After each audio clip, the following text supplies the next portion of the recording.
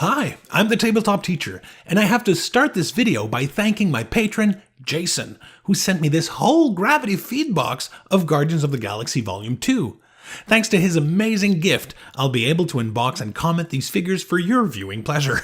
Again, Jason, I can't thank you enough. Before we open this, there's something you need to know about Heroclix movie sets. Guardians of the Galaxy Volume 2 doesn't have as many different figures as a mini set like the Teenage Mutant Ninja Turtles Gravity Feed did.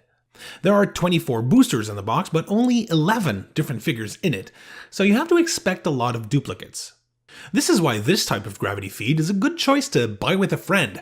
You're pretty sure to each get a full set of commons, probably all the rares, but only one of you will get a chase. So let's see what we got.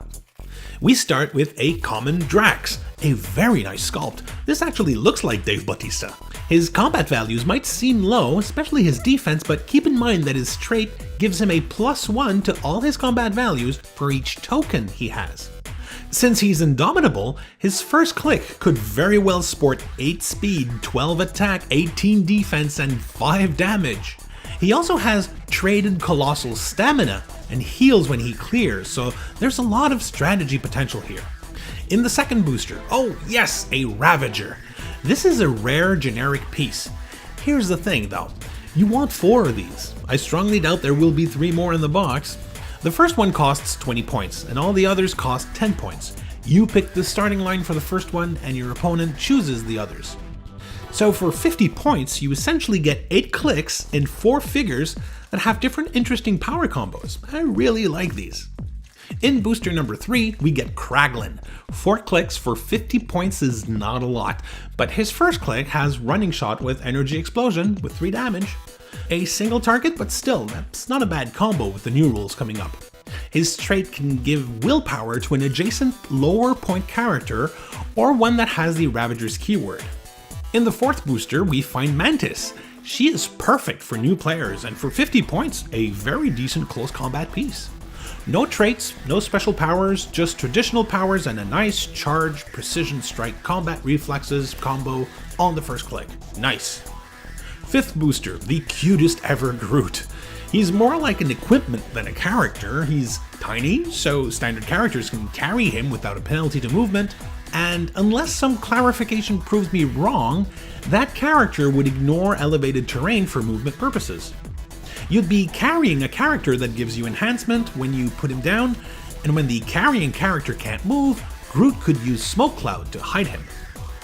Booster number 6 gives us a second DRAX, well that's to be expected. The next booster holds Star-Lord, a very nice sculpt indeed. Leadership and Outwit with a slim chance of a triple Outwit if you roll a critical hit. The way I read it, you get the triple Outwit even if your critical hit is cancelled by probability control. The condition is rolling a critical hit. Booster number 8, another Mantis, okay. In the 9th booster, we find GAMORA, another great figure for new players. And she is a bruiser. She starts with Charge, Precision Strike, Combat Reflexes, and Perplex. Wouch! Indomitable on top of that. Very, very nice. Booster number 10 is Rocket and Groot. Gorgeous sculpt and an interesting strategic piece. He can spawn a Groot Twig bystander, and if I'm reading this correctly, you could remove an adjacent Groot Twig and then respawn it on the other side of this figure, in effect giving Groot Twig a special kind of sidestep.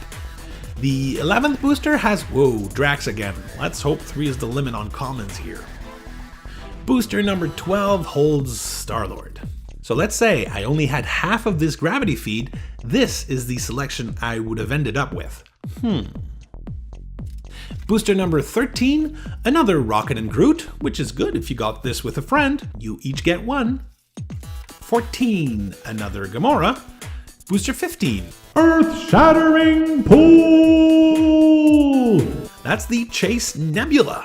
She starts with Charge, Flurry on top of her traded Blades, Claws, Fangs variant that lets you roll 2 dice and choose the best one. Combat Reflexes will give her 19 defense against that unlucky adjacent opposing character. Oh, and Outwit, very strong, although some might find her cost of 100 points a little pricey. Booster 16 gives us a Sovereign.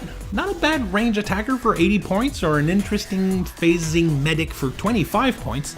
A single keyword though, Pilot. Not an easy team to build. It's a shame too, because I think he would be good in a theme team, but breaking theme for this guy seems unlikely. He gets better defense powers with the number of tokens he has. What could be interesting is to have 2 of them on a team, 1 at each starting line. In the next booster, we find another Kraglin. Booster 18 holds Rocket. Who doesn't like a running shot energy explosion combo with 2 targets? With super senses and prob, I like. He ignores hindering and characters for movement purposes, and a traded version of Mastermind that's essentially the one that's coming up in the 2017 rules. A very decent figure.